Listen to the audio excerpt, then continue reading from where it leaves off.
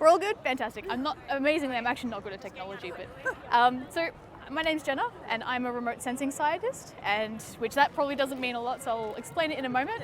But first, I want you to do a quick thought exercise with me. So imagine you'd be able to fly and you're way up in the sky and you're looking straight down at the Earth. And I want you to think about sort of what the Earth would look like from that perspective. You'd be able to see like your oceans, cities, you might even be able to see us, which is really cool, but we can't actually do that because humans can't fly. But we've got these really cool machines that can do that for us, and they're what we call Earth observation satellites. Oh, yeah. So they're like our eyes in the sky, and they capture all this information about the planet, including places that we can't visit in person. Oh, yeah. And so as a remote sensing scientist, I get to spend my day working with data from these satellites to basically play games of I Spy with my little eye. And so the thing I'm looking for is plastic that gets washed up on remote beaches. And I'm guessing you've heard something about plastics in the ocean. Yeah, it's in the news, it's awful. So a really not fun fact is that scientists think that now we're at the point where there are more pieces of plastic in the ocean than there are stars in our Milky Way.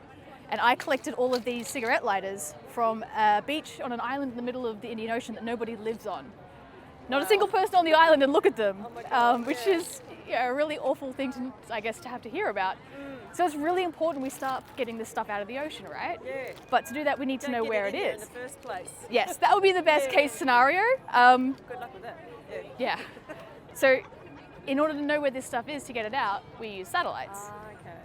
But I guess the other thing to think of is, well, we could use regular cameras, so why would we choose to use a satellite instead? The cool thing about satellites is they're kind of a bit like Superman. So Superman's got X-ray vision, he can see things that we can't. Satellites can do that too. So the satellites I work with can see the light that we can see, but they can also see a whole bunch of invisible light. So they can see an infrared. Like, it's almost like they can see the heat coming off your coffee cup. And the really cool thing is that most things that are on the surface of our planet interact with light in a unique way. So we've all got fingerprints. Most things on the surface of the planet have got a unique fingerprint too, but their fingerprint's made out of light.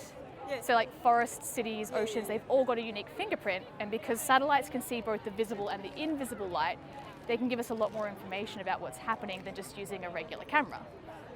And the thing with these light fingerprints, we call them spectral signatures, and they actually change over time. So if you've got a forest and it's growing, its fingerprint changes. Or if you've got a lake and it's drying up, its fingerprint changes. I see. I get you. And because satellites are like constantly orbiting around our planet, they're always collecting new data. We can track these changes as they happen. And we've been able to do this for about 50 years. So we've got all this information about how our planet's been changing for the last half century. And to bring it back to plastics, just like forests, have got their own unique spectral signature. So as they start washing up on the beach, they start to change the fingerprint of that beach. Oh, yeah. And so what we can do with satellites is we can start to find places where lots of plastics are sort of being collected together and washing up. And you can imagine you've got like a place like Australia, like this is a huge continent, we've got so many beaches. It's really helpful to be able to say make a map to find out where the spots around the place, where the plastics are gathering. Out, like the fingerprint glows, effectively, that's exactly right. And then we can send volunteers to go and clean that stuff up. So that's what my research has all been about for the last couple of years. And as you already kind of mentioned, it would be better if the plastics weren't getting into the ocean in the first place. So I'm really hoping that eventually I can put myself out of a job by making people aware enough of this. To not need a job by then, I'm sure. I hope not. I would really love to get to the point where I don't have to do the research that I'm doing. You already sound like you're really aware of the problem, so I'm not going to give you the spiel about reducing your plastic, but that was where I was going to end my talk. Thank you for listening. That's all right. It's really hard. I don't know. Like, I've come from a country background and I'm in the city now. Yeah. But when they do their recycling type thing in the country, it's a lot more than where I am in an apartment. Yeah, right. So I'm from central New South Wales. It's very different being able to recycle here versus back where I was originally from. So in the apartment we have like a glass and a cardboard and a general waste, whereas in the country you've got like 5 different bins these days. So you can be more proactive, I suppose. Yeah, I'm kind of in a similar situation. I live in an apartment. My parents have got like green waste, so all their organic food can go into. I can't do that.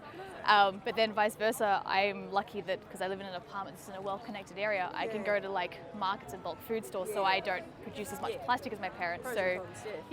And I mean, it's not something that any one person can fix, but it's something that everybody can contribute a little bit to. So yeah, that's what my research has all been about.